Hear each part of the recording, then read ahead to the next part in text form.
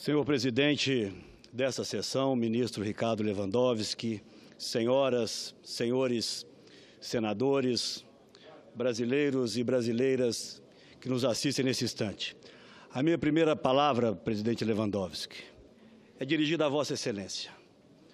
Não tenho dúvidas que no momento em que essa histórica sessão for no futuro revisitada por estudiosos, por brasileiros e talvez também por estudiosos de outros países, restará reservado, e tenha certeza disso, um lugar de destaque para a condução de Vossa Excelência, com equilíbrio, mas sobretudo com autoridade, que não vem do tom mais elevado da voz e nem do uso discricionário do regimento ou dos códigos, seja de processo penal ou civil, ao qual recorreu em vários momentos dessa sessão.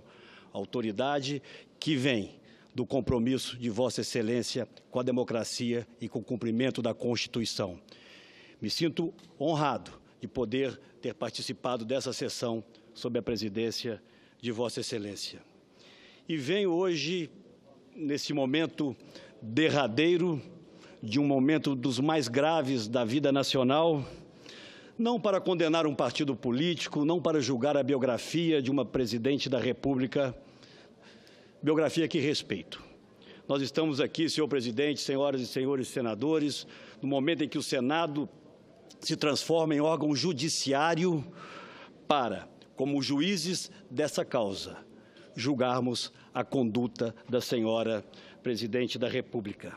O que o Brasil espera que nós possamos dizer nas próximas horas é se efetivamente a presidente cometeu crime de responsabilidade e violou a Constituição.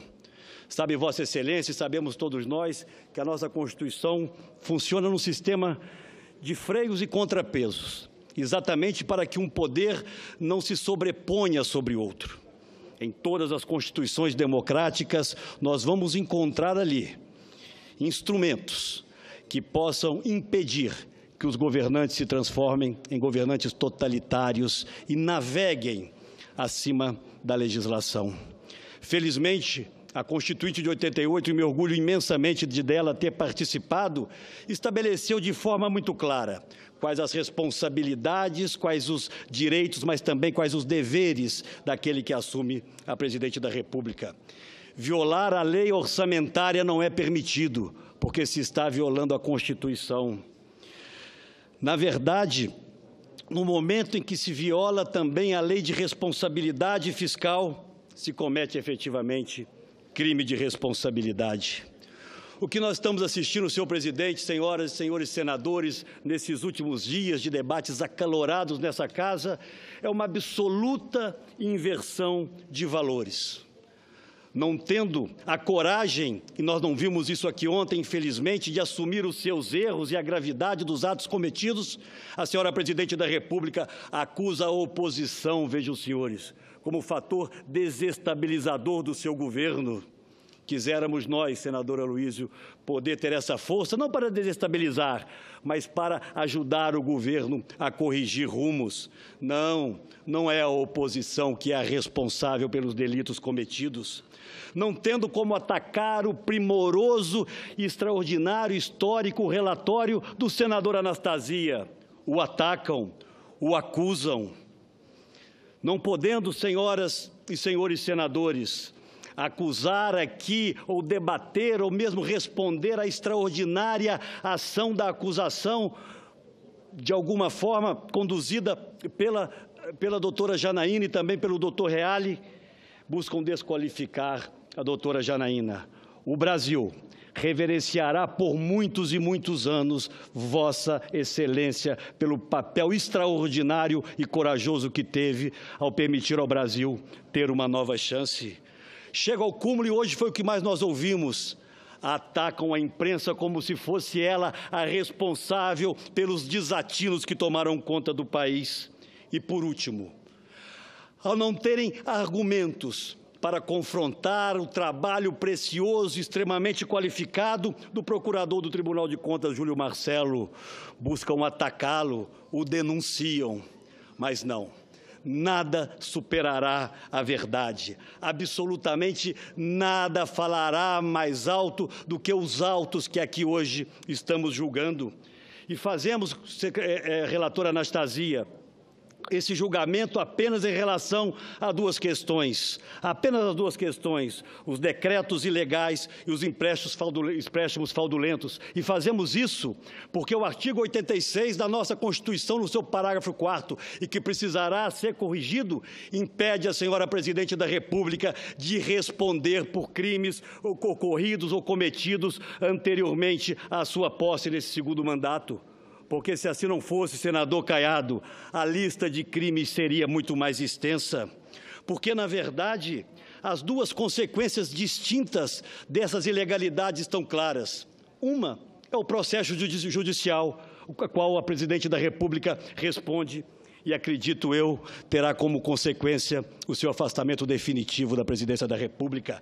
Mas existe uma outra consequência, muito mais perversa e danosa, e sobre ela o senador Cássio aqui hoje já discorreu.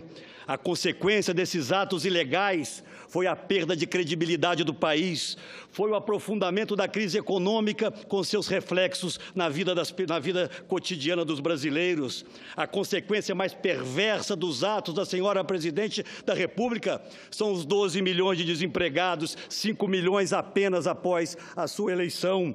São 60 milhões de brasileiros com suas prestações atrasadas, as 8 milhões de famílias que retornam às classes D e E, são os cortes nos programas sociais do governo, o programa de creches em 90%, Minha Casa Minha Vida em mais de 70%. A face mais perversa desses crimes cometidos está na inflação de alimentos de mais de 16%, senadora Amorim, apenas nos últimos 12 meses. Aquele prato de comida que a Presidente, através do seu marqueteiro João Santana, dizia que a oposição iria tirar da mesa dos trabalhadores, já não existe mais pela irresponsabilidade deste governo. Me lembro que na campanha de 2014, em inúmeros debates, apontei à Presidente que a inflação estava renitente e continuaria a subir. Ela disse que estava próxima de zero e não havia nenhuma medida a tomar. Alertei para o baixíssimo crescimento da nossa economia naquele ano, que acabou nos levando à maior recessão da nossa história republicana, e a Presidente dizia que não acreditava naqueles números. Disse a Presidente no dia 20 de outubro, a uma semana da eleição, que as pedaladas fiscais que ela estava patrocinando eram crime de responsabilidade e ela ainda iria responder por aquilo. Ela desdenhou. Porque existia algo que prevalecia, existia no grupo que governava o país uma prioridade acima de qualquer outra: vencer as eleições, e por isso se apoderaram do Estado Nacional, com a sensação da impunidade de estarem acima da lei. Pois bem, o tempo passou e a resposta está aí. Foram os brasileiros, sim, que nas ruas disseram que esse governo não tinha mais legitimidade para nos governar, porque venceu as eleições com inverdades e com ilegalidades e continuou governando, cometendo crimes. Agora, é hora de nós olharmos para frente. Temos generosidade para com os brasileiros, principalmente aqueles que menos têm, e pensarmos no dia de amanhã, no dia seguinte. O Brasil precisa de um conjunto de reformas estruturantes que demandarão do próximo governo coragem, ousadia e determinação. Nós estaremos ao seu lado para construir no Brasil, a partir dessa nova agenda, um tempo de esperança, um tempo de confiança. Portanto, senhor Presidente, senhoras e senhores senadores, não é um dia feliz para nenhum brasileiro. Mas eu vou para minha casa nessa madrugada, presidente Lewandowski, absolutamente tranquilo, como um brasileiro que se dispôs a disputar as eleições, perdeu as eleições, aceitou, ao contrário do que dizem, sim, o resultado das eleições, mas não que as ilegalidades continuassem a ser produzidas e patrocinadas por esse governo. Hoje, o Brasil pode dizer, sim, temos democracia, sim, respeitamos a Constituição e vamos punir quem não a respeitou. O que vai ficar de todo esse episódio é um país mais forte, mais respeitado interna e internacionalmente, porque cumpriu a lei e, por isso, Claro, com a palavra o senador para terminar. Concluir, não costumo ultrapassar o tempo, mas dessa vez agradeço a Vossa Excelência. O que vai ficar de tudo isso?